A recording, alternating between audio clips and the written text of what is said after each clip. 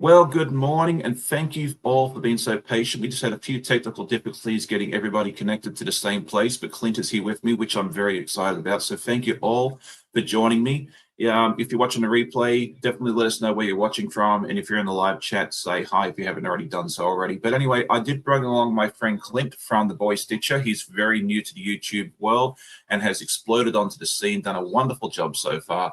And I'm excited that he accepted my invitation to jump on and hang out with us for a little while. So I'm going to let it take over to Clint for just a few moments and let him talk about himself and all that good jazz.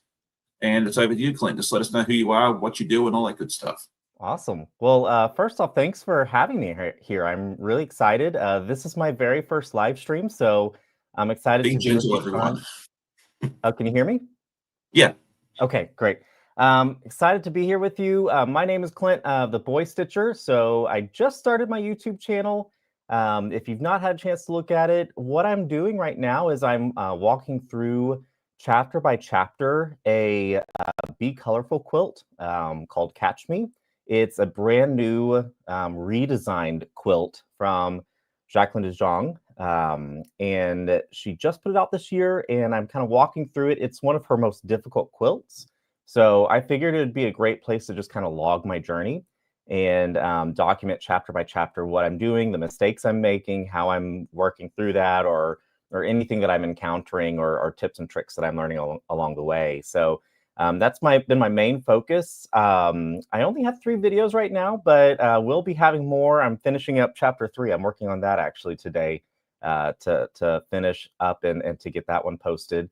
But yeah, it's been a lot of fun. I love quilting. I've been sewing for, oh gosh, over 10 years, I think. But I picked up quilting specifically beginning of 2024, so a little over a year and a half now. And I really dove right in. And it's been a lot of fun. I found paper piecing, and I learned on YouTube how to do paper piecing. So I'm kind of self-taught via YouTube how to do Oh, it, me too. and that's kind of how I've been sharing my journey and what I've been working on. And I figured if I needed to learn it on YouTube, there's probably others who want to learn it on YouTube too. So I'm just happy to share my journey with everybody. That's excellent. And yeah, I think your story and mine are very, very similar.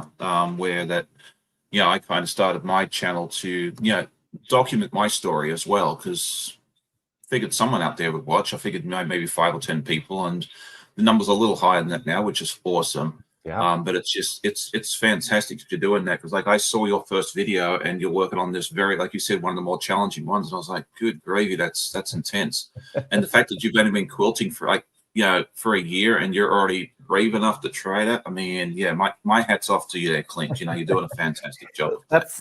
It's kind of how I approach things, is like, if I'm going to do it, I'm going to jump right in. I'm not going to, wade in the water. I'm going to dive right in and see what I can do and figure it out as I go. And sometimes that works and sometimes it doesn't, honestly, but it's been fun.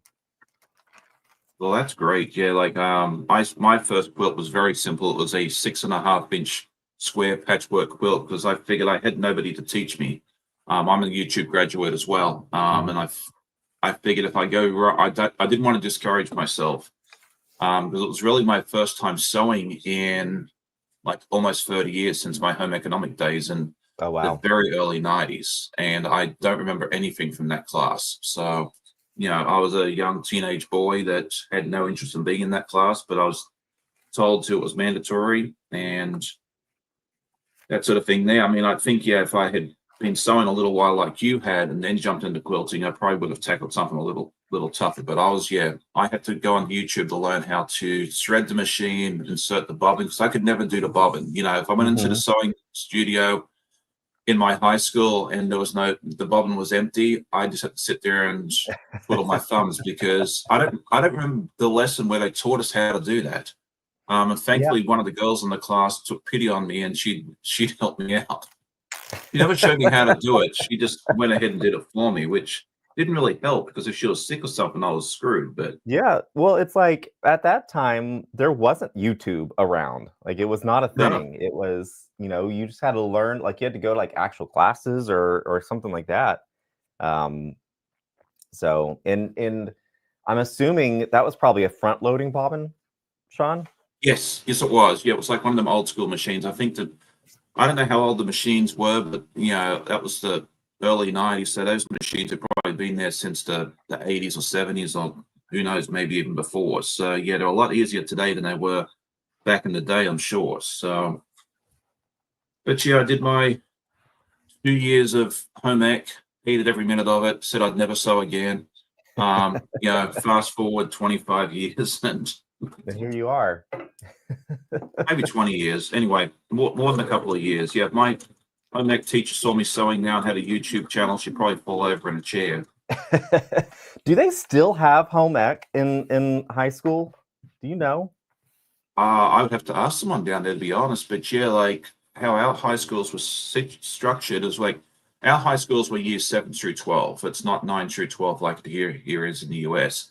And in years 7 and 8, they had you take at least a semester of every single course they offered. So you went to woodworking, plastic work, music, home ec, like everything. So that way, when you got to ninth grade, which is where you started selecting your electives, you actually had some experience in every class, which I think it's a great idea because it makes it easier for the kids, because they've already got an idea of what the classes go to be. So there's probably less changing around. Like I don't think I ever remember anybody changing their classes. Like whereas here in high schools, kids go into a class for a few days and go, yeah, it's not for me, and change, which is great because if you don't like the class, why make yourself miserable for 6 months? But yeah, exactly.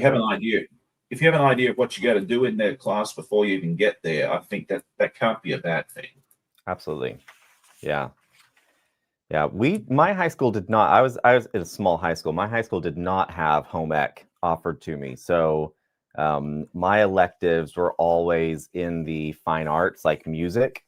So I've been singing since I was little. And so I was, singing. I played violin, I played saxophone, I played piano, I did theater, you name it, and I kind of did it in high school if it came to like a fine arts music organization. So very nice. I played trumpet for many, many years growing up. I started when I was in third grade. My teacher brought a trombone along one time for us to all try one time, and apparently he saw some talent in me. I was like, I don't know how you found that. But I did that quite successfully for many years until I moved to the US, actually. But yeah, that's about it. My wife played violin, but I've never picked up I tried guitar, it wasn't for me, and that was my extent of my string instruments. I can play a piano one-fingered, like most people. You definitely don't want me singing. That's not something that I excel at. that is I actually what's that? Before I hit puberty, I actually was like a very good soprano. But yeah, once the voice changed, that was it. I mean, yeah, if you want to get people out of a building really quickly, you can have me sing to you, but that's about it. I singing has always been a part. I grew up singing with my dad, but and that's something I've actually stayed in. And so I joined a choir in college and then did that I took an extra year in college, just deciding my major. And then I moved to Dallas and I joined a choir here in Dallas. So I've been in that choir for about 10 years now. So very nice. It's been Yeah, fun. Nice. I was disappointed. Like I would have loved to have been able to keep my wonderful singing voice, but it's genetics is what it is, and just wasn't in the cards. I guess I was meant to be a quilter who comes on YouTube on a Saturday morning and entertains everybody. So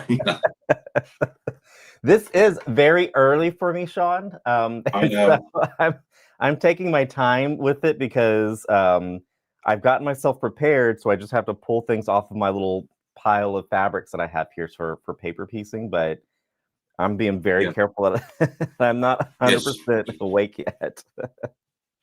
You definitely have to take your time here, especially this early in the morning. And alive, there's a lot of different moving pieces, because I'm trying to watch the chat and then I'm, doing this stuff. And I'm also working on not the easiest pattern in the world. So this is the Christopher Robin part of Oh, yes. I've been seeing you. I've been watching you do that. Yeah. So I figured I'd work on that today, and sometimes it works out beautifully, and sometimes it's this my friend Jack the Seam Ripper comes out to play, and we're hoping that doesn't happen today, but I make no promises. Yeah. So I think it was you. I think it was last week on the live stream. You're talking about the what is it titled? The Peter Pan quilt. Yes, uh-huh. So Yes. long. It's called Second Star to the Right. Thank Yes, you. I will be doing that, and I need to go order my kit before they all sell out. I told John I wanted one. Yeah, I'm going to be doing the more colorful version. Originally, I had thought about doing my own fabrics and everything else, but then when John showed me the fabrics that he was going to use for the colorful one, I was like, okay, sold. I'm not going to go through the hassle of trying to figure it out myself. I'll just let you do it and send it Yeah. on down. So, are you planning on participating on that, or are you on the Well, fence? I had never had heard of it until you mentioned it. I went and looked it up, of course, and then I loved it. And now it's like, okay, how can I fit this into what I want to do? And the quilting. I liked the blue and purple one, the not as colorful one. I liked the one that was Yeah, more blue and purple. oh, they're Those both are my great favorite colors. options. Yeah, that's no, the nice thing about this so along with Peter Pan is you said that you wanted to try and fit it into your schedule. It does not start till April. Oh, okay. Plenty of Yeah, time. so you still have 6 months and some change to get yourself organized, get it onto your schedule, and like because it normally starts in October of each year. They do a yearly so long, and it normally starts in October. And John was saying to me last year, he's like he thought about delaying it just a little bit, the next one, just to give everyone time to get started and stuff. And it's like I'm thankful personally. I'm very thankful that we're not starting until April because I still got to finish this one. I still had to finish the previous one, which is the Alice in Wonderland theme one. So Hmm. the fact that they delayed it to April of next year, I was like, part of me wants to start it and get going on it, but I'm more thankful that we can actually have some time to catch up on our stuff and actually fit it into our schedule. Yeah. So, I signed up to do one of my favorite quilt shops here in the Texas area. They're called Threaded Lines, and they're kind of okay. close to Houston, but they always come up to like quilt shows up here in Dallas area. And she is doing what she's calling a slow along, SLOW. Uh-huh. Because, and I really responded well to that because I have the best intentions when it starts with like sew alongs and block of the month. And then about block 5 or 6, I start putting it to the side. I'm like, I'll miss a month and I'll catch up. And then I never catch up. And then it gets to like month 11 and I'm madly sewing, 4 or 5 months trying to catch myself up to finish. So we're doing the Sweet Tooth quilt from Jaybird Quilts, and she's got kits out there for like Tula Pink fabrics. So if you're a Hmm. Tula Pink lover, that would be something that you might enjoy. And she said, I was talking with her. She said it's not terrible. She said it was actually fairly simple to put together. It wasn't a super difficult quilt, so that was good. Oh, nice. I'll have to go take a look at that, but I really don't need to be starting any more so along. So, Hey, listen, you enabled me to look into the Peter Pan one, so I'm just returning the favor, my friend. okay, that's fine. I will definitely take a look. And I always say that I don't need to start another so along, but if you show me the right project, that rule goes out the window. So, Yeah. I'm not saying no, I'm not saying yes, but I will definitely take a look for you. And then if anyone is interested in the Peter Pan one, I did throw my affiliate link in there as well. So there you go. Joyce says she'd like to do the Peter Pan, but it's not in the budget, and that's very understandable. There is a cost there associated with it. But it's something to think about, and there is the option there too if you just want to purchase the pattern and sew along using your own fabrics as well. I mean, that's always definitely an option. That's a great option. It was one that I was going to pursue myself, but with working full time and everything else, I figure, I have the ability to pay someone else to do it for me. So I'm just going to go down that route. But I totally understand that is not an option for everybody. That So that that pattern could look really cool, getting more into like a scrappy situation using scraps and things too. I know, right? That'd Yeah. be really cool. Well, it's like you said too. Like you make it to month 5 or 6, which good for you. You know, I'm lucky if I make it to month 3, and I just decide at that point, once I fall behind, I know I'm not going to catch up. And I just choose to embrace the journey. I just enjoy the journey. Like, you know, it's good to see folks that can finish these things on time, and I admire those people. I just like to hang, you know, I just enjoy the journey. If I finish 3 months later, 6 months, 12 months, 15, whatever, I just have a good old time, you know. Yeah, So, you know, don't ever stress yourselves out, folks, if you don't finish your solo longs on time. Just enjoy it and have fun with it. That's the reason you jumped into it. absolutely. So, Yeah. but It's we supposed to be fun. It's supposed to be it is. relaxing. Yeah. As I said, one of these I'd love to finish on time with everybody. I really would. And maybe one day I will. I'll probably have to win the lottery first so I can actually do this full time. Yeah. So there you go.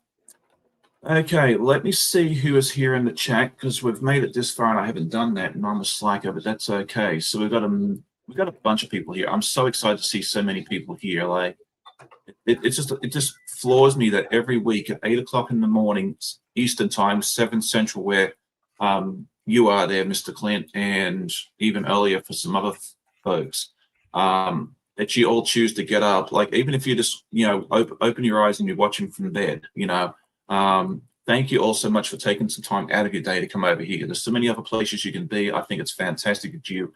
And I really feel honored that you choose some time to be with us today. It looks like Deb Esther, Pug Mum Quilters here. Chloe just popped in. Good to see you. I saw Annette was our first chatter. I don't know if I'm going to make it all the way up to the top. It looks like Lisa Capon, who is a huge YouTube star, is here with us this morning. It's so good to see her. She doesn't live too far from me, and one of these days, Lisa and I need to get together and have a coffee or do something together. That would be fantastic. So welcome, welcome, welcome, Lisa. I see you pop in from time to time. It's really good to see you there as well. Sandy is here with us. Giovanna, good afternoon. Ciao to you. She's out there in Italy. Oh, nice. Yeah. Pat says she makes more of my lives now. She's an hour ahead of me in Nova Scotia. Yeah, she's in Atlantic time, so she's like, it's actually 9 o'clock where she is. Let's see. Nikki is here with us. Brenda, Zaza is here. She's over there in the UK. So we've got people here everywhere from all over the Wow. world. It's fantastic. I love seeing the people from, all the other countries as well. We sometimes get folks in from Australia, but it's late over there. It's either 10 something p.m. on the East Coast or 8 something on the West. So Joyce, we said good morning to, I think. In Stitches with Jackie, good morning to you. Layla, good morning to you as well. Lisa says, sure, yes, you were meant for YouTube. Oh, well, thank you for that. I appreciate that. Laurie says, are any of you here going to Houston next month? I am going for the first time. I keep looking at Houston. I want to go to the Houston Quilt Show pretty badly, but every time I look at the airline prices, I can't do it. Yeah. There's a nonstop flight from Norfolk here close to me down to Houston and back, but I'm 6'5". I have to fly economy plus. I can't sit in the back of the plane with my feet in my knees for 3.5 hours. Yeah, absolutely. 2 ways, and it's $700-800. I just cannot. I can't justify doing that. Unfortunately, I would love to go to Houston. Maybe one day I'll just bite the bullet and spend the money and come down and visit you all. But this year, sadly, no, it's not going to happen. But you never know. Maybe one day. I would love to go. I keep looking every year, and maybe there'll be a sale on airline tickets down there at the right time of year. And if that's the case, then yeah, I could do it in a day. I could leave here at 6:30 in the morning, get there at 8, go to the show for the day, and then turn around and catch the 7 p.m. flight back. That's a long day. I know, but I like sleeping on my own bed, so I don't know. I get that. I have family that lives in Houston, and I've not looked into the dates this year. I think it's October. I could be wrong. Yeah, it's like early mid-October, if I remember correctly. Yeah, and work takes me down to Houston quite often, actually. And so if I'm there for work and it lines up, I might extend my stay a little bit and My mom lives in Houston, and she likes to quilt too. She's actually someone who really influenced me to get into quilting. So we might go together. We'll see. I haven't even asked her about it yet, though. So No, that sounds awesome. And then the other thing that kind of, deters me to, going down there is I'm so fortunate that I live so close to so many wonderful quilt shows here in this area. QuiltCon's coming to Raleigh again next year. It's a 2.5 hour drive. We had the Mid-Atlantic show, which is basically my back doorstep. It's a 20-minute drive. Road to Virginia is in Richmond. It's an hour and a half away. The Sewing Expo's in Fredericksburg. It's 2 hours and some change, or 4 hours of traffic. To get there. So there's so many wonderful shows nearby that I can go to where I can travel to by car and not spend a fortune. yeah. So, then I sit to myself and go, do I really want to spend $800 on an airline ticket plus baggage? Because, if you go to a quilt show, most of us buy some stuff. Oh yeah, you can't help it. Like, you've got to buy stuff if you're going to go to a quilt show. Although I was good when I went to QuiltCon last year, the only thing I bought was a skein of yarn for my wife. That was the only thing I bought. I actually escaped. That is, you should earn a ribbon just for that, Sean. Like, that's that's not easy. I know, right? Yeah, I don't know. Like, it was also a very rushed trip. I was only down there for a day. Yeah.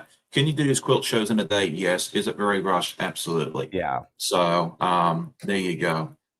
Looks like here, Just a Guy Sewing says, thank you guys for the warm welcome. I'm thoroughly enjoying the live. Well, welcome. It's good to see you. Don't know your name, unfortunately. If you let me know in the chat, that'd be fantastic.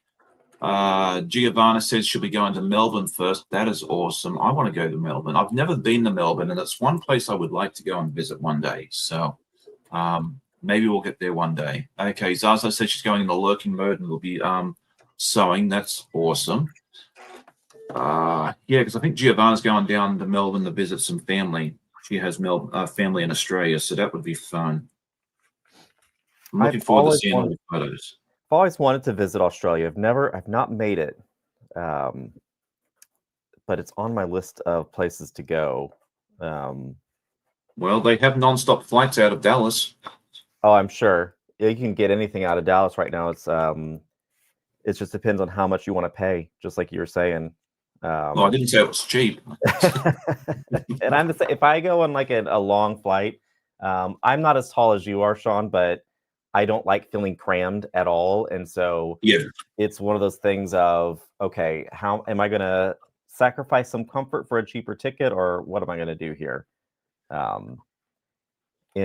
just remember in college, my college choir did a international trip to South Africa. And we flew from Houston to Heathrow, had a 12-hour layover in Heathrow, and then flew down to Johannesburg in South Africa. And I was one of the smaller guys, and so that plane had in the middle, had 5 seats in the middle, and I was the very, very middle of the plane. So it was just one of those things of like, I was crammed and you could not leave your spot because 2 people had to get up on either side of you. It was not a fun situation for me. Even in the middle, I've never seen that. I've flown all over the place. That is nuts. Wow. I mean, I am sure because we were poor college students, we got the cheapest tickets we could find, at the most discounted rate. And so we were at the very back of the plane. And it was one of those jumbo planes that had like 3 seats, 5 seats, 3 seats. Yeah, I've only ever seen 343, so I don't know what airline that was. That's intense. I mean, I'm glad I didn't fly with them because I'm not a wide dude, but I couldn't imagine being one of 5 in the middle. Yeah, I've only ever seen 4, so that's interesting. So, Giovanna says it's going to be about 2 or 3 months. That's how long it takes to get a passport. Yeah, I don't know how long it takes to get a passport these days here. I know when I get mine, I have to go to the embassy and get mine, and I usually get it like a week later. And my wife renewed hers. I think we did it online. Renewed it, and I think it was on a Saturday. I think we had it in our hands like 3 days later. Like they said, it was supposed to be. Well, they say it's 6 to 8 weeks. So, Giovanni, you may get it a lot quicker than they expect. I think the government tells you worst case scenario, so that way you don't complain. Yeah. to be honest, because I was shocked. Like when it said 6 days, because we're not going anywhere, so we just renewed it Yeah. anyway. And yeah, it said Monday they shipped it, and we had it 2 days later. So I mean, I remember one time I got my passport renewed at the embassy, and they were like, "Do you want to expedite?" And I'm like, "No, I don't plan on going anywhere." And that was on a Monday because I went up on Columbus Day. Back in those days, the Australian embassy was still open on US holidays. They've since changed that, unfortunately, because that was a good day to go to DC because there's nobody there. And I was like, "No, don't worry about that. Just do it regular." I had the passport in my hand 2 days later. If I'd paid for expedited, I would have been hot. Yeah. How much? Like maybe like $30 more or something. It's not cheap to do. No, it's 60 or something like that. Okay. It's not cheap to do expedited. Like I wouldn't recommend it. But yeah, it was just funny how it's just like it wouldn't have mattered if I had expedited or not. I still would have gotten the same amount of time. So Yeah. there you go. All right, now I've got to find my piece of fabric. Is that the one I want? Yes. Okay. Should have been more organized. Nikki says she does not like being crammed inside an airplane. I sat between my mum and a guy who had been partying. He reeked of alcohol. That was a horrible flight. Yeah, Ooh. I know it's not cheap to pay extra for more leg room, but for those long haul flights, it's definitely, for me, it's definitely worth it. Yeah. Ooh, that sounds rough. I can't afford business class, those ones with the lie flat seats and all that wonderful search you see on YouTube. Now those tickets to Australia will cost every bit of $12,000 to $14,000. So that will not be happening in my world, unfortunately, unless someone wants to sponsor me. An airline wants to give me a free ticket to Australia in business class. My email address is theguywhosays@gmail.com. I'd be more than happy to talk to you. But the chances of that, fairly low. So there you go. Oh, wow. Okay. Giovanna says it's about 250 euros to get the passport. Wow. That's expensive. Although Australia actually has the distinction of having the world's most expensive passport. The last time I got mine, it was about $350, and I think it's more now. So I'm kind of scared the next time I go. Wow. That's really expensive. It is. But what do you got to do? Like, if you want to leave the island, you got to pay whatever it is they tell you. They what know. am I going to do? Tell the Australian government, no, I don't want a passport. I can go get one somewhere else. Like, it's not going to be possible. I mean, if you're a dual citizenship, if you're a dual citizen, I guess you could just go without the Australian passport. But yeah, I get that. It's been a while. I think my passport's probably coming up for renewal pretty soon. So it's been a little while since I've had to go in and renew it or take a picture or anything like that. It was not that it hadn't changed a whole lot. I think it was like 110, 120 or something like that to renew Amanda's. It really hasn't changed price much in the last. I don't know. I think it was about the same price when we renewed it 10 or 12 years ago for her last time. So yeah, it won't be $250 or $300. So there you go.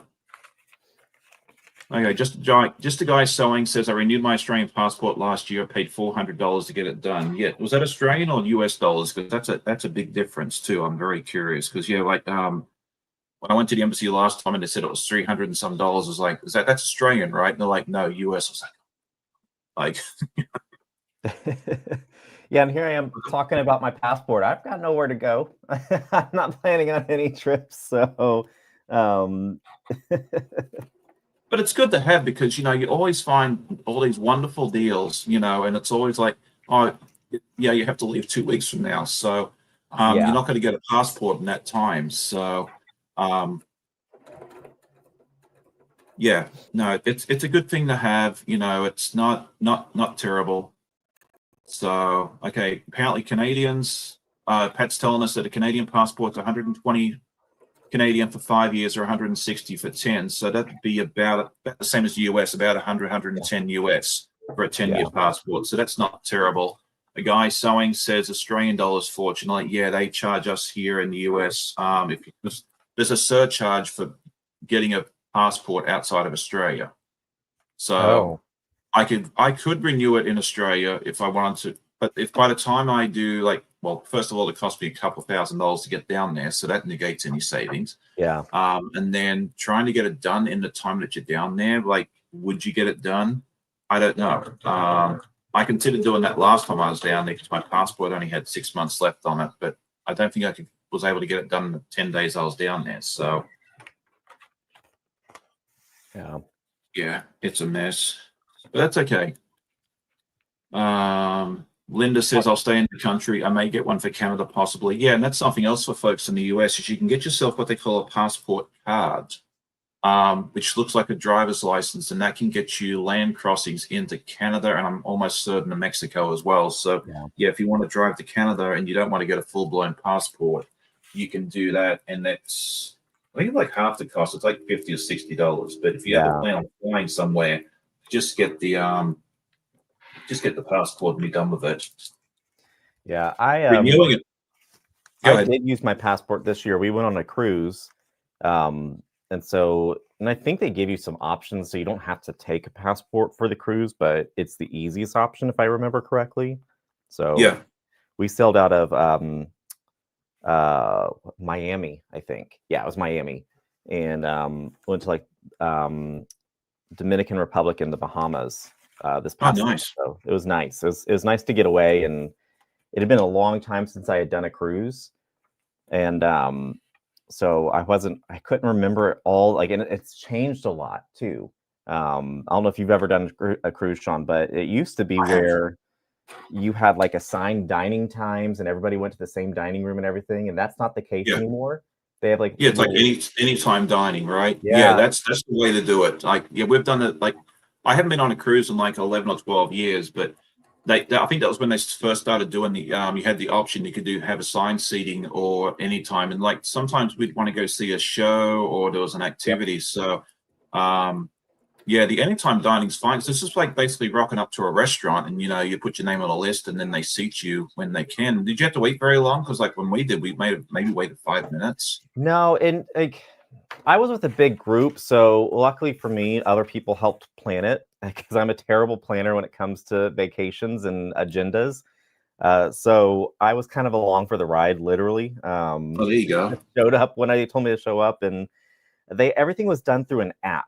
And they had little restaurants throughout the ship, and Right. they specialized in different things. Like they had like a Korean barbecue restaurant, and they had Uh-huh. like a steakhouse, and it was all included.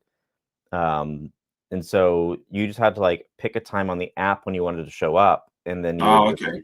so it was really easy. You just did it on the app, and then Oh, your excellent. friends, if you kind of linked with yourself with your friends, they could help book it for you, and that's really what we did a lot. Is Oh, our friends nice. booked us, so that Well, was that's nice. good to know because yeah, as I said, we haven't been on a cruise, and I think the last one we went on was like 2010, 2011 or something like that. Actually, up in Pat's in the part of the world. Hmm. Went up to New England and Canada. We did the Bahamas one the first time, like one of those little 2 or 3 day cruise things, just to Yeah. kind of get you getting up. Because the last thing I wanted to do was spend all this money on a cruise for a week and a half and get seasick or Yep. absolutely hate it.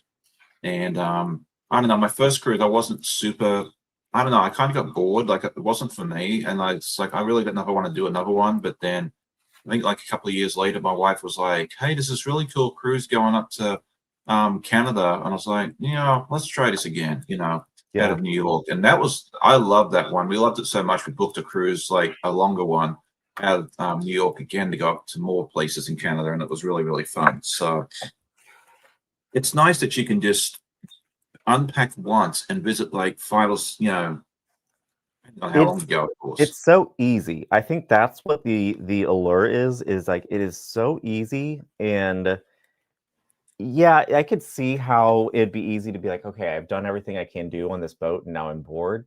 And I'm confined onto this boat. But so I don't know if I could do like a 10-day cruise. Like I know there's people that do giant 10 or 14-day cruises.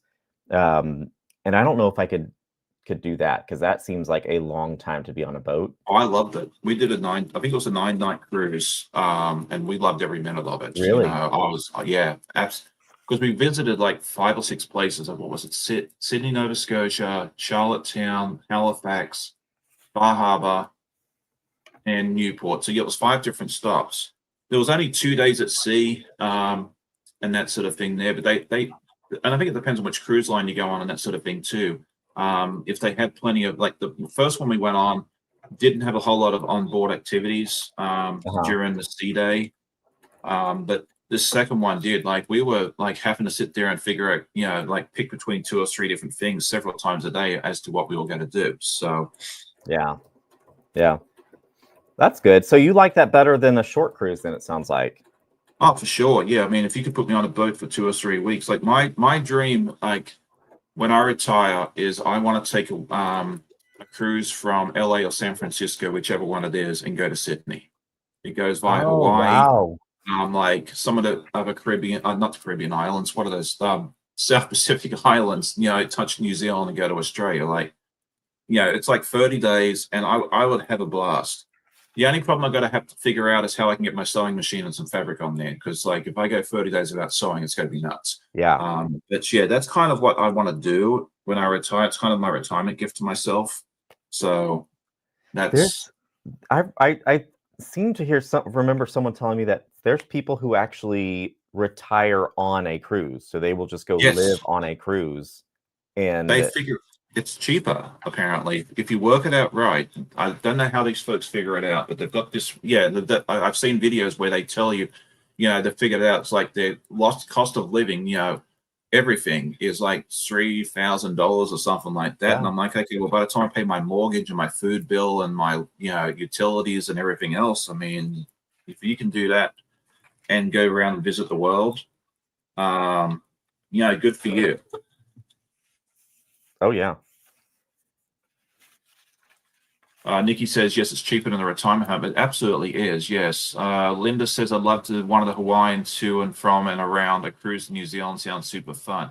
Yeah, I've seen the Hawaiian ones. I've considered doing one of those as well at some point, but I don't know. We'll have to see. Got to find the money for it first. So Yeah, that Brenda says, as long as I can take my machine, I can cruise for 2 weeks. Yeah, I don't know. I never spend any time in my room. Like, we were always running around doing something. Like, Mhm. Yeah, that's how we were. We were at the pool, or they had like activities throughout the day that you could go do, like little mini classes and stuff.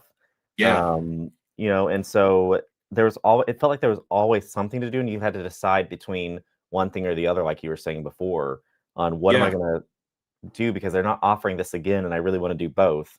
yeah. So Yeah, it was fun.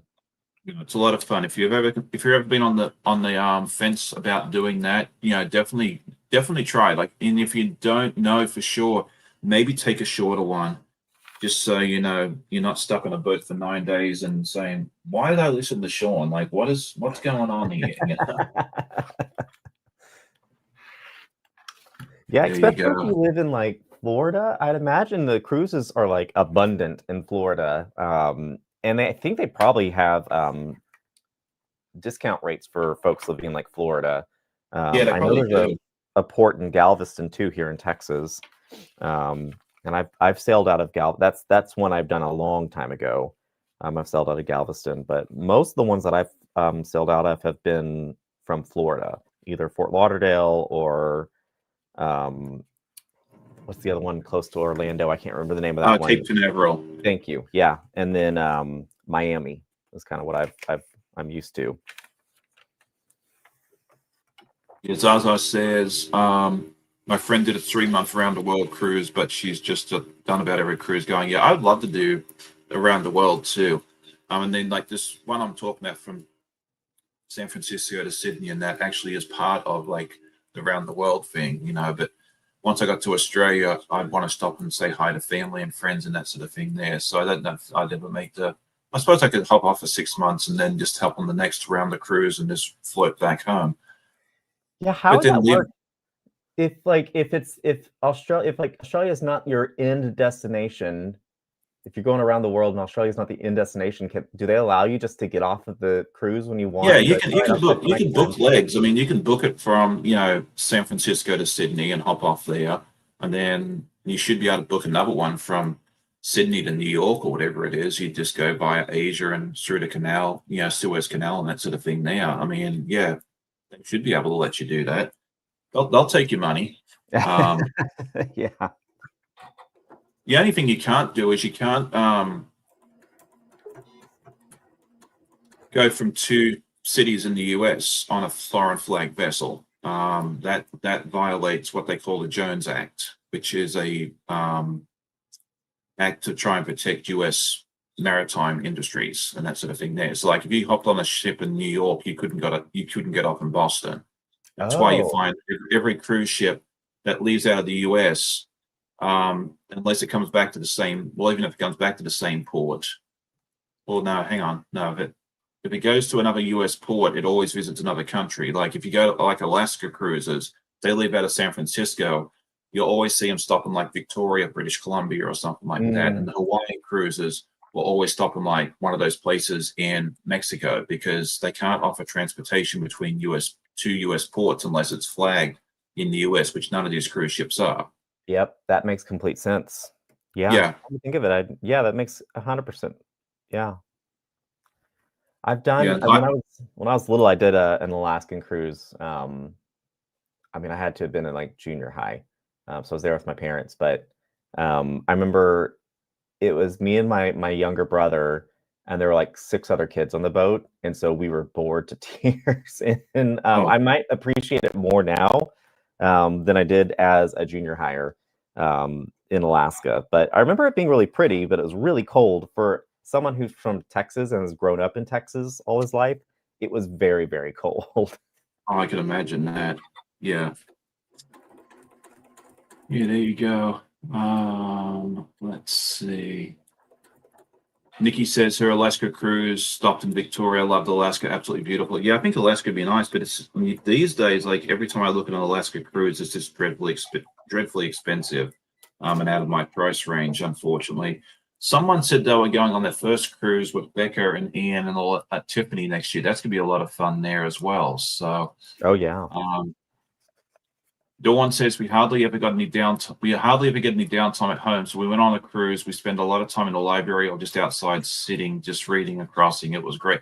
Yeah, we did that a lot too, like on our sea days. On the rare occasion where we didn't have all the activities that we were running from, time to, from place to place on, Amanda and I would just sit there and just read books. And that was a lot of fun, like this finding a nice quiet corner and doing that. So It is really relaxing. We had a balcony on this cruise, and it was so nice. And the balconies all came with hammocks on them, and so just laying in the hammock and listening to the waves was so nice. It was quiet and mhm, peaceful.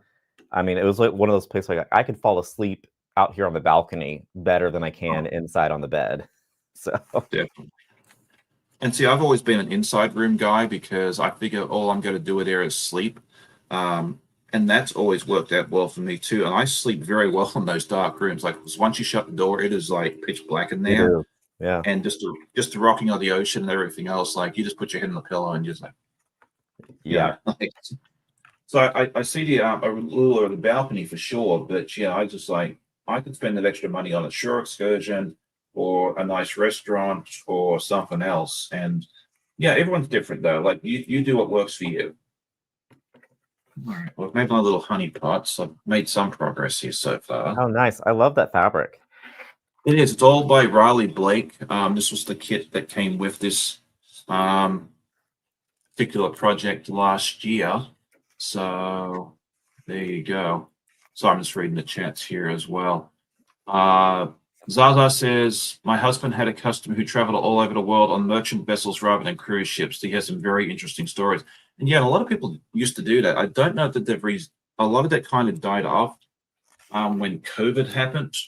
They stopped allowing passengers on a lot of cargo ships. They may still do that.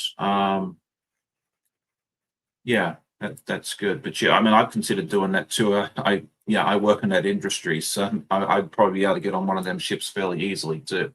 Yeah. Um, But yeah, those you would have to definitely provide your own entertainment because it's a working ship. It's not they're not you just basically you'd have be a passenger. They're not there to entertain you. So although they probably let you bring a sewing machine on, you could probably sit there and have like a little mini like a one person sewing retreat.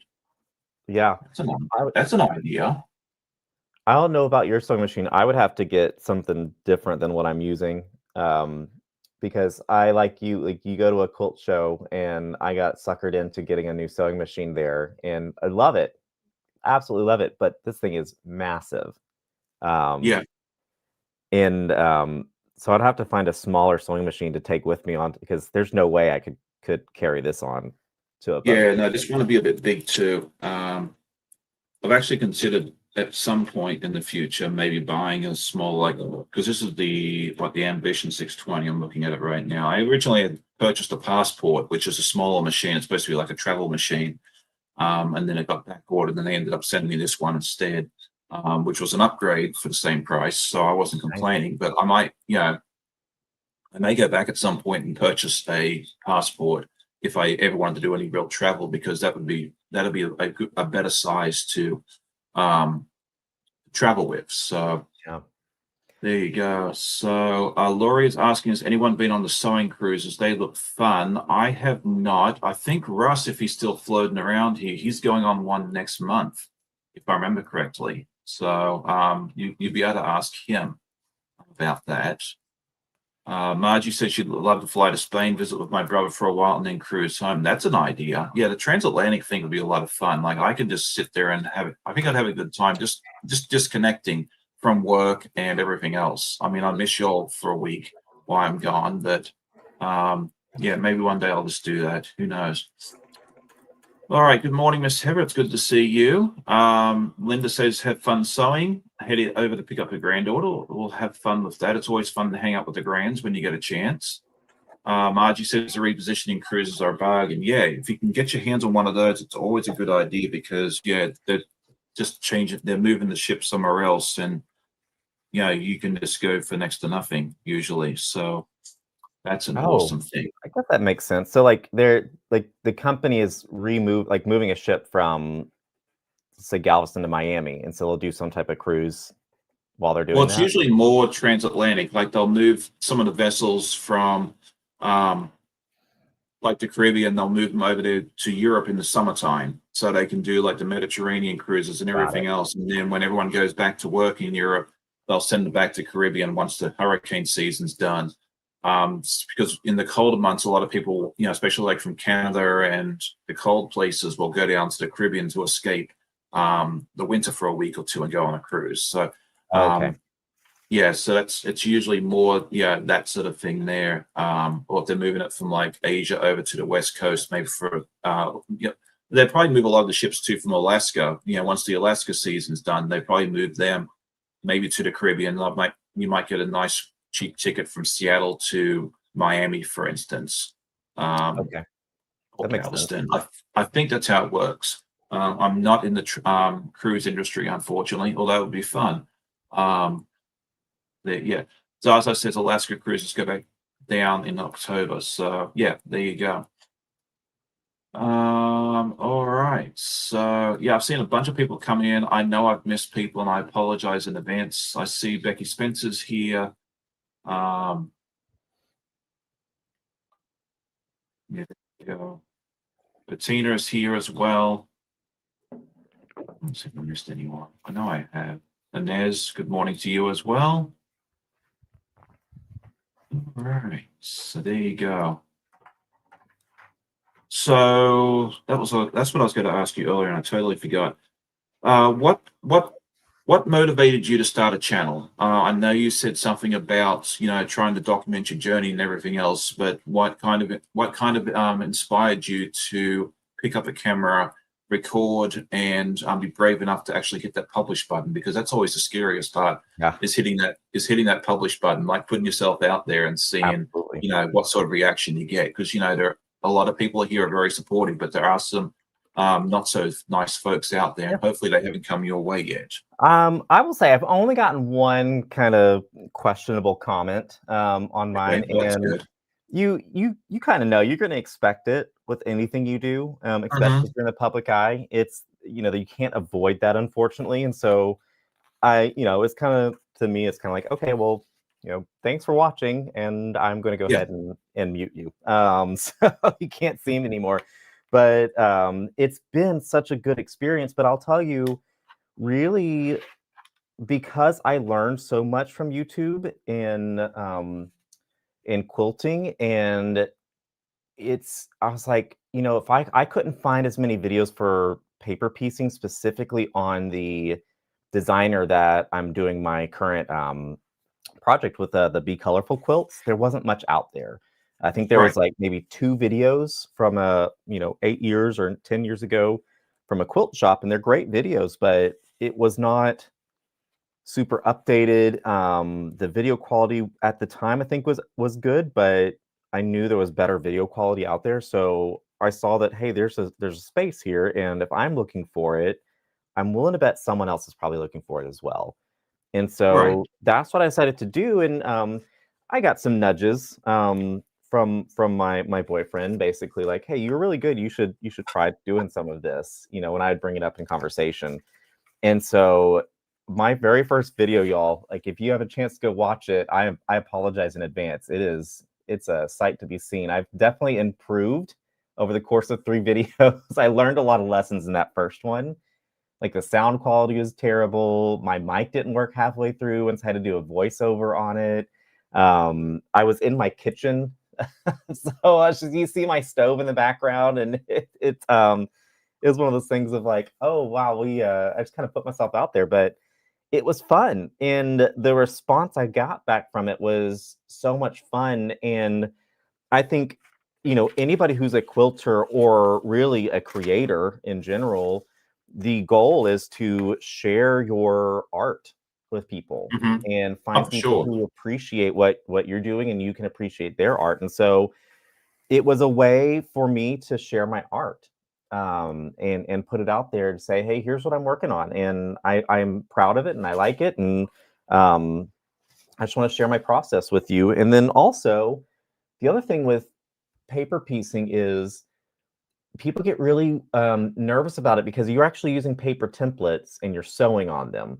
Generally, that's like there's rules to ways you can get around that, but generally you sew Right. through the paper. And if you make a mistake, what do you do? Because now you can't, repair paper that easily. And so a lot of comments I'd get from people is like, if I make a mistake, I'm kind of done. Like I've ruined the whole thing. And I have made mistakes in every video that I've posted so far, Sean. Even the one that I'm about to post soon, there's another Yeah. mistake in it. Oh, And there's mistakes there in my own video too. I'm like, none of us are perfect, yeah, show the mistakes, the people really do respect you for that, yeah, like, so, but yeah, I'm seeing a comment here from Joe Kelly. She says your videos are fine. I watched some people for years with no special equipment. They just use their phone. Guilty as charged. If I like the content I watch, yeah, I didn't notice half of that stuff you're talking about. I think all of us cringe about our first video or videos. yeah, I know I do. Like, yeah, my first video was, in my opinion, was absolutely horrid. But I've had 3,000 people watch it, so obviously I'm doing something right. yeah, And yeah, you will learn and you will get better with every video. My goal is to make every video a little bit better than the last, yep, and there'll be constant improvement. I think we are. I know I'm guilty of this. I think a lot of us are our own worst critics. oh yeah, Like what we think is horrible, everybody, yeah, definitely. I think sound is important because apparently people will turn off your video a lot quicker for sound than they will for visual. But if you continue to make improvements, the people will support you. I mean, you're getting thousands and thousands of views for each video. I need to know your secrets, because I haven't cracked that secret yet. Just keep doing what you're doing. Whatever you're doing, people are enjoying. So just keep at it. Just keep improving, and you'll do fantastic things. I'm looking forward to seeing how you succeed in the coming months and years. I appreciate that. It really comes from a place of just, am I having fun? And that Hmm. is really the most important thing for me is like, am I having fun? Am I proud of the product I'm putting out there? Even if it's imperfect, that's fine. Am I proud of it? And people have responded so positively to that. And I think that goes to show, like, in the creative community, we are very supportive of each other because Yes. creative people know what it takes to A, put your artwork out there because it's scary to put your artwork out there. But two, just sharing a process because it really is a journey and there's no one of my favorite things, there's no rules to being a creative person. Yeah. Even when you think you have the hard and fast rules, there's ways around it. I guarantee you there's someone doing it some way different and that is okay and they're getting a good product. Yeah. So it's been a lot of fun and I'm just happy that I get to contribute to the quilting community. It's been really fun to just kind of like put myself out there, share what I'm doing, in things like that. I don't know. I changed my backdrop here And I love recently. that. Yeah, I just posted this last night.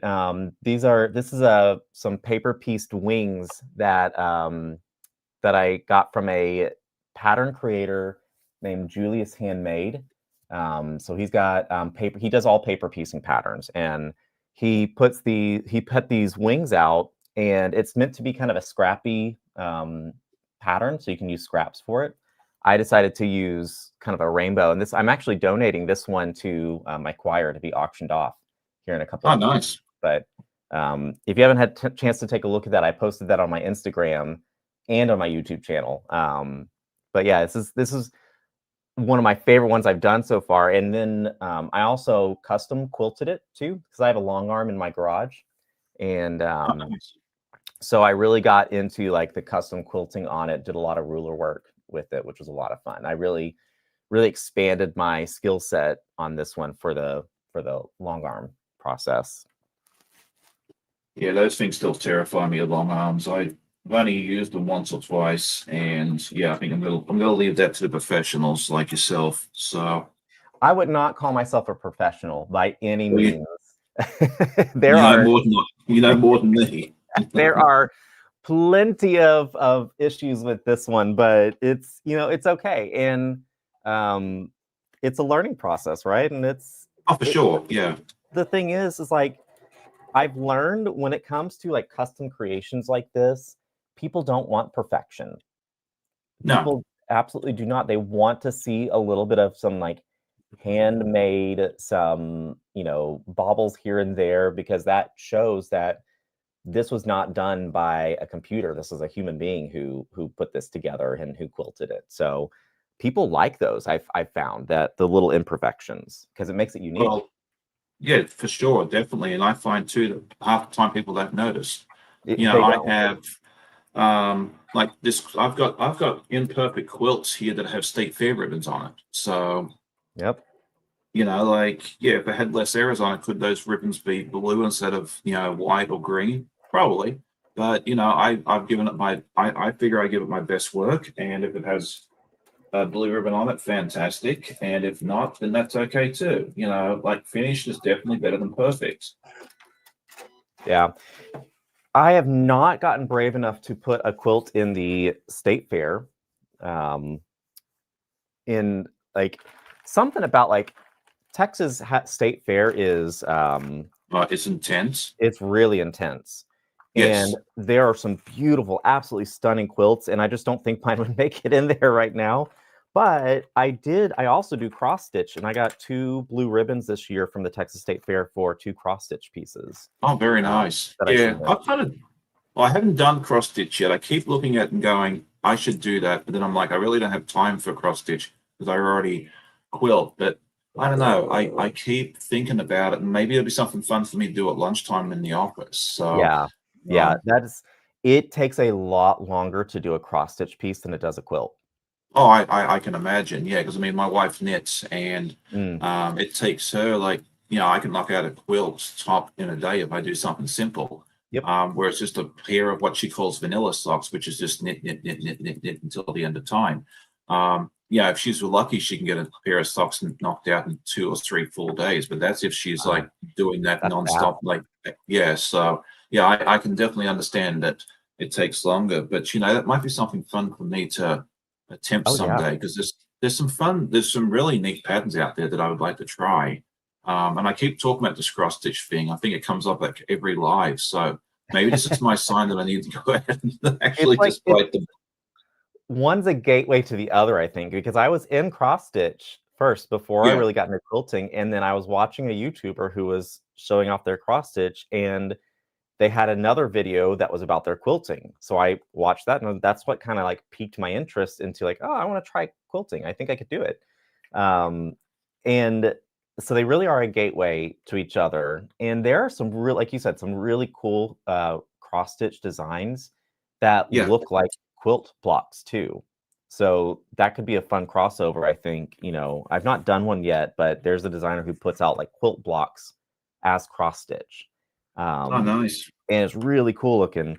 Um, but of course, like per usual, and when I do the cross stitch patterns, I'm going to go to the most difficult ones I can find that have tons of, you know, metallic thread and beads and all sorts of stuff on it, so I can, you know, make it, you know, bling it out and make it really sparkly. But Yeah, why not? You know, you do you, whatever makes, you know, whatever works for you.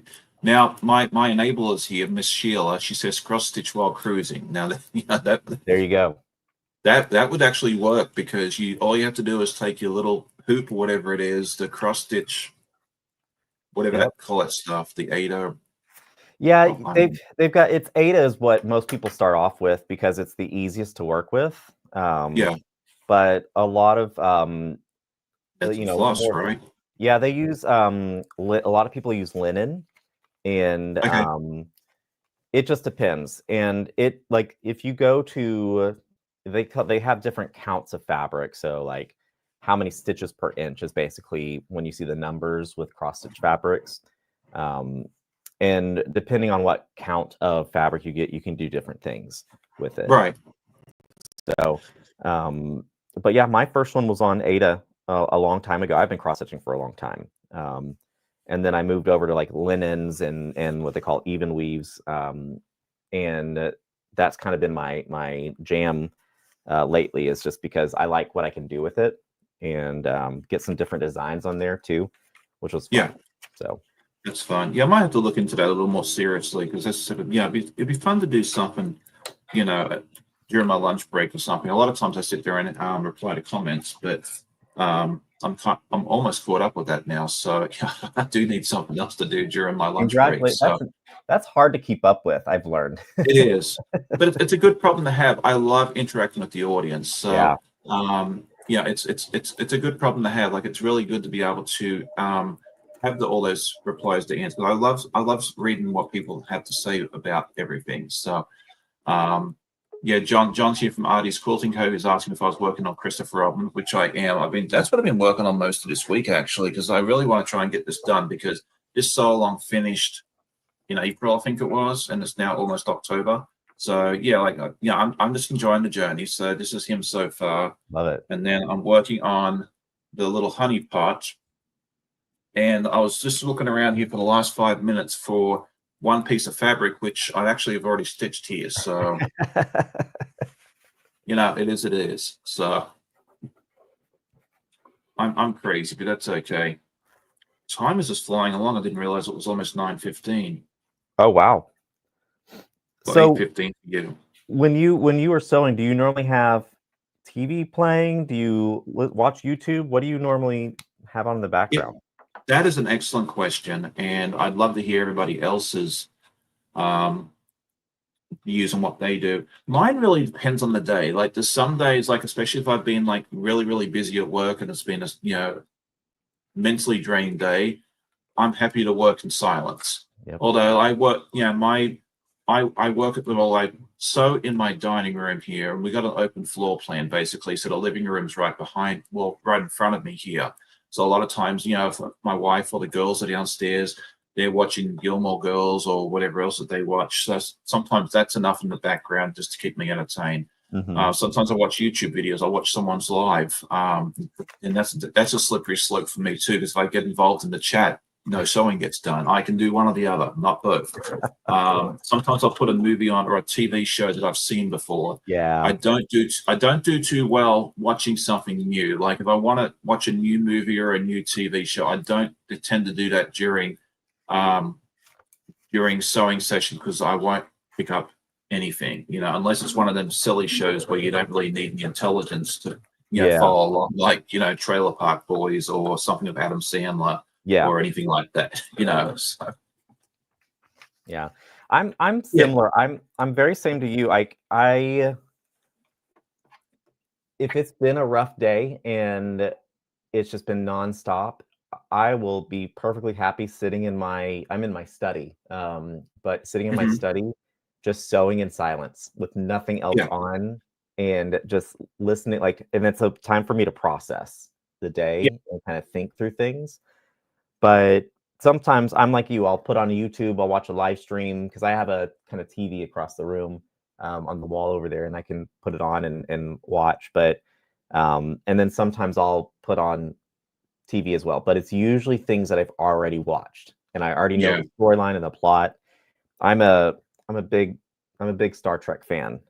So I Okay. will normally put some type of Star Trek show up on the TV screen and just because I've watched all of those so many times already, I could Yeah. almost tell you like the dialogue, but it's just nice to have something on the background that you're familiar with too. Um, so it just depends, like you said. Yeah. Okay. I'm glad I'm not alone. I always thought I was like the weirdo, and in a lot of ways I am weird, but I'm glad to hear that I'm not alone on that one there. Sheila says, dying to stitch on Kemps River Drive is another local cross stitch shop. Yeah, I'm going to go check this place out. Good morning, Janine. It's good to hear from you. She says she's been listening for a bit when I'm in the sewing room lately. I'm enjoying the silence. So yeah, it's good to hear that we are not alone on that. So Mhm. I saw Ange So's here a little bit earlier. It's good to see you as well. Nez says she listens to music, and I do that sometimes too. Like, I have two computer screens here because it's also my home office when I work from home. So I can turn on YouTube or a movie or anything else right here, which is nice. But yes, sometimes I'll just like Inez says, sometimes I'll put music on as well, which is really nice because sometimes you just want to listen to, some 90s soundtracks or something like that, if I watch YouTube, a lot of times I like to put on like educational videos, like, Mhm. there's different, like, or someone, doing travel logs and that sort of thing there. It just depends, quilting. It really depends on my mood, Yeah. what I want to do. So this is what I've gotten done so far, which is my honey pot, and now he's got a little bee. The bees I did back in month one. You had the choice of doing all 16 bees in month one or doing them as you went along, and I was like, I don't want to do them every month. So Yeah. this is where I get to reap my rewards from doing it earlier. You have better progress than I. This is mine so far. I'm just going really slow Oh, on it. And that's amazing progress. I've Like, got I've done tiny little pieces of Toasty because I don't know if you've seen that I've been working on. Well, had been working on Toasty, okay.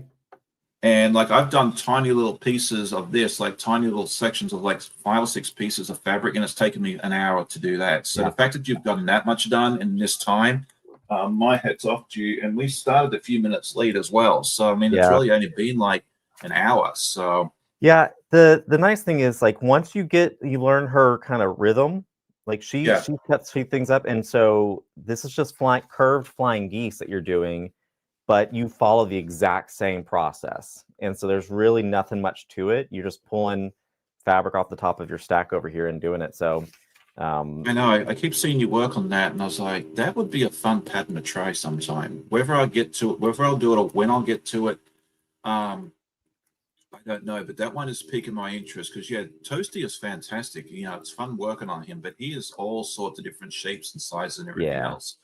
Yeah. I think it looks fun to be able to do something with a little bit of continuity as well. That's why like I've kind of fallen in love with these blocks, which I'll be working with Katie on tomorrow morning over at her channel. Like these are just Oh simple, yes. easy, Yeah. I love you those. know, simple, star and because these are easy. Like all you can do is cut out strips and you just sew it together. It's Mhm. almost like traditional piecing. Yeah. So I actually made a cushion cover with 9 of those and put Yeah. that I in the saw state that. fair this year. Yeah, I saw I'm that. so Looks ex- awesome. I loved how it turned out. I'm planning on making 2 more of those for the couch here in the house, and Uh-huh. I'm really excited to see how that does in the state fair. Really hoping there's a nice blue ribbon on it. It's probably a stretch, but you never know. Hey, You miss 100% of the shots you don't take. yeah. So I've got white ribbons. White ribbons. I've got a red one for second, and I'm missing a blue. I need to get some blue ribbons to catch up to my wife because she has 3 of them and a best in show Oh, for her wow. knitting. So I don't think I'll ever catch up to her in the quilting world, but I figured maybe in the sewing world. And who knows, if I get into cross stitching, maybe I can enter some of that next year. You can absolutely do that. It's all my blue ribbons are. I have 3 blue ribbons now from cross stitch, but I do not have a best in show. I really want to get one eventually, but when you take it in, I don't know how it is up in your area, but you have to like take it in at a certain time, and they have all these different tables set up, and it's a pretty lively space with people entering all their different types of art and photography, and they have canning as well here, and Yeah, along with the arts and crafts, and so um, it is busy, and it's a little intimidating walking into that room with your artwork to say, all right, go ahead and judge my artwork. But so you really have to be confident and say, hey, am I happy with what I put together? If so, great. It doesn't matter what ribbon I get, as long as I'm happy with it. But it is yeah, fun to see your name getting, a ribbon too. It is a lot of fun. yeah. No, it is. What was I going to say? Yeah, drop off for the quilts in Virginia is fairly easy because they actually split it up into 2 different weekends. The quilts get dropped off a week or 2 before everything else. Oh, wow. Okay. So yeah, when we go up there, like I go up on a Saturday, I do a live and then I drive up there. We drop it off, and usually there might be one person ahead of me, or it's me and just the superintendent, who's a lovely lady. I love her dearly, Miss Cheryl, and she, even though like the stuff of everything else doesn't get dropped off for another week, she knows we're traveling an hour and a half, and she's always told us, yeah, just bring it all up and drop it off at one time. Mhm. She takes good care of us. Yeah, pickup's a whole different kettle of fish. There's a long line of like 30 people because everyone's picking up everything at the same Yeah. time. Artwork, the kids picking up their stuff, I'm picking Yeah. up mine, and all that sort of stuff there. So yeah, we don't. It's not quite as hectic dropping off, but pickup, yes, it's a whole different kettle of fish. So yeah, but we will see in a few weeks how it goes. I was looking at the Texas State Fair categories, and there were things on there that I did not even know that you could do. Like they have Lego building competitions, and I was like, that sounds like fun. I want to do that. I want to build Legos and take it in to be judged. Yeah, I always see like every time I go, when I pick up the stuff, I always see the kids picking up their Lego stuff. Without fail, there's always at least one little kid picking up their Lego thing that they've built, and they look fantastic. And they have their ribbons with them and everything else, and the big smiles on their faces. And I'm happy for them. It's really fun. Yeah. So Nikki says, I think I mailed my photography prints to the Missouri State Fair, but then I drove to get my photos and ribbons. Okay, yeah, I think she got ribbons on her photography, and that's a good question. We need to ask that out in the comments as well, just in a minute. Anyway, where was I going with this? Oh, yeah. One of my exchange students from 4 years ago, Mary from Ukraine, she entered some artwork in the youth. And unfortunately, she didn't get any ribbons on that, even though she's super talented. The youth category that year was just insane, Yeah. insanely good. But she ended up entering a photograph that she took on one of the local trails here of some like leaves and that sort of thing there. And she got second place. Oh, nice. And I was so excited for her. I was like, that is something that probably no other exchange student will ever have as Virginia State Fair second place ribbon. They might have one in Missouri or Kansas or somewhere else. But I was like, what a wonderful thing for her to have and take home with her was that. So I've always encouraged the kids. No one else has ever entered. But there you go. Donnell has asked in the chat, who was asking John, who is your favorite Golden Girl?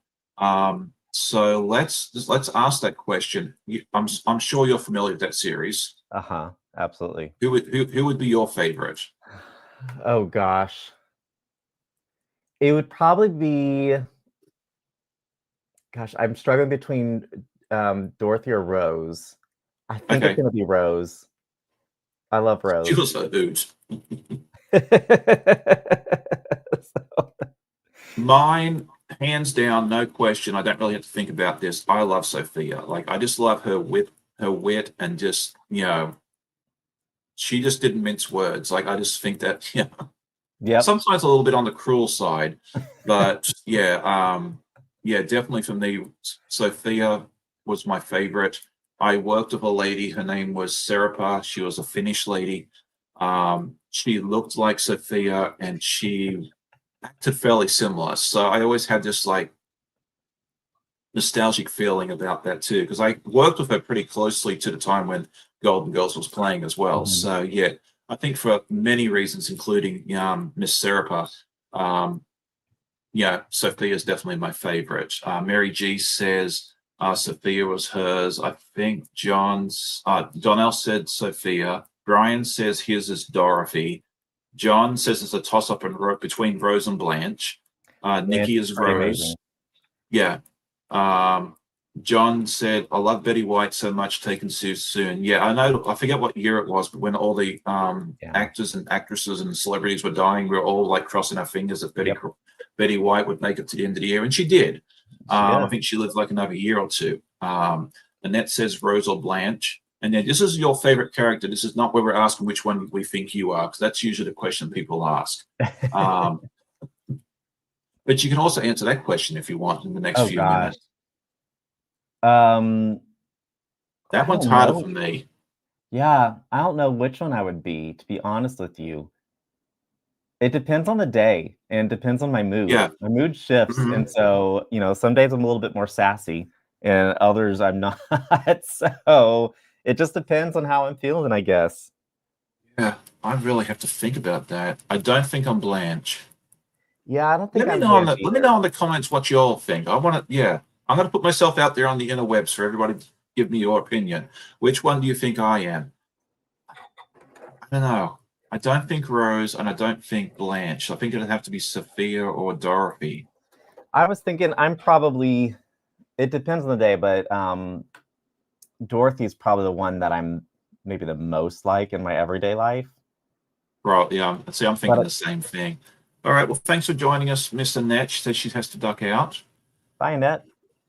Donnell says some days I'm a Rose and some days I'm a Sophia. John says I like to think I'm a Blanche, but I usually land somewhere between a Rose and a Dorothy. Oh, that's sweet. Nikki says Dorothy, I'm a great teacher. Oh, well, thank you for that. Oh, nice. Yeah, I don't know. That's a tough question. As I said, I know which one's my favorite, but yeah, which one I am. That's all. Yeah, and I think I'm with you there, Glenn. I think it really depends on the day which one I would fall into. Because yeah, there are some days where I'm just witty and snappy, and I've got all sorts of comebacks. Yep. But yeah, other times I'm a little more subdued and that sort of thing there as well. So there you go. All right, well, it's almost 9:30, so I think we'll go ahead and start our Southern Goodbye, as I like to call it. Do you have anything fun coming up on your channel that you'd like? I think you mentioned something a little bit earlier Yeah. about what you had planned coming up. So I'm continuing to work through the Catch Me quilt. So chapter 3, I believe, if all goes well, should be posted this week. And then I have the actual retreat with Jacqueline, the designer of the quilt, in October, late October. So I'm hoping to get some footage from that. And then after that, I've got the Slow Along with threaded lines. We're going to be sewing the Sweet Tooth quilt. And I believe she still has patterns and kits out there available on threaded lines. And then some other things that are in the works too that I've got kind of cooking that I'm not really ready to talk about, but just kind of planning out the rest of my channel. I'm Yeah, really liking the format of doing a quilt, chapter by chapter and posting my progress. And so I think I'm going to continue to do that. I've got plenty of other patterns over there that I can pick from and do. But a lot of paper piecing is kind of in my future, I think. that's awesome, and a lot of people really enjoy paper piecing and watching that. And I mean, I do a mix of both, but I think I'm more traditional than I am paper piecing. Although I really have enjoyed paper piecing a lot more, and I've gotten a lot more developed at it this year. which is good because yeah, I was kind of scared to do it at first, and now I'm just like, I see all these pretty patterns, and I was like, you know what, I really want to have that tool, you know, in Yeah, my tool belt, so that way, if I see a pattern, I want to be able to do it. I think I absolutely. will stick to, primarily to traditional piecing. I think it's where my heart is.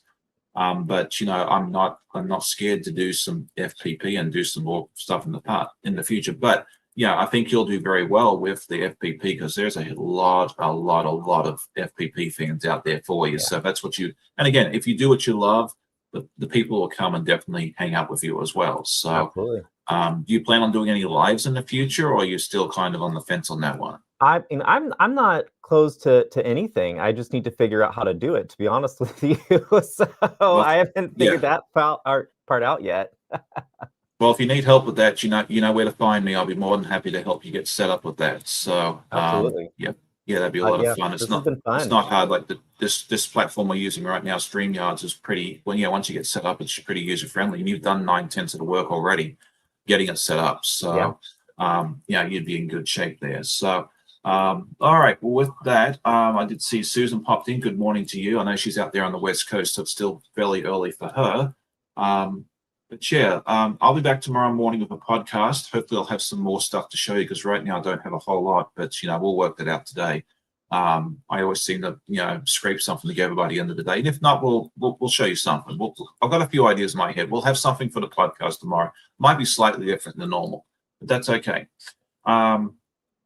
And then, yeah, past that, I don't know what I'm doing yet, but I don't know what I'm doing 5 minutes from now. So, I just kind of wing it as we go along.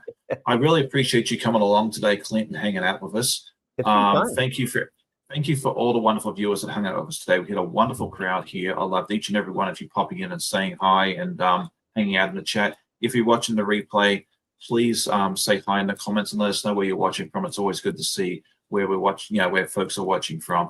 Layla says, thank you for hosting, Sean. Have a great weekend. Yeah, and thank you all for bearing with us a little bit this morning while we got through our technical issues.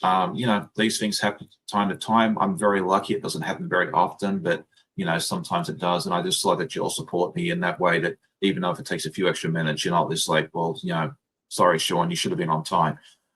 So there you go.